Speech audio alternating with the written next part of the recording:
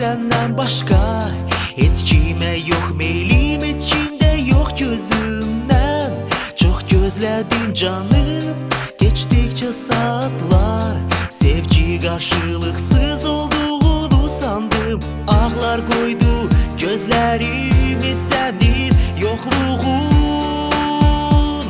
Sen harda kaldın, niye geciktin, beni unuttun, söyle harda kaldın.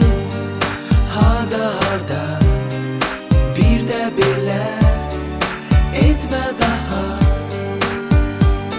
Sen harda kaldın, niye geciktin, beni unuttun, söyle harda kaldın.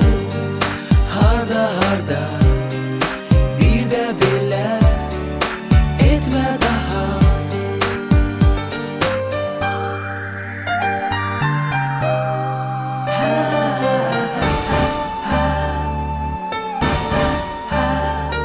Sen varlığım benim bu hayatımda, yaşamak üçün yegane sebebim bu. Gecikmeyin senin, eğer bilseydin sen, neler geçirdin, neler yaşadı kalbim. Benzeyirdi ölüme o zaman sensizlik.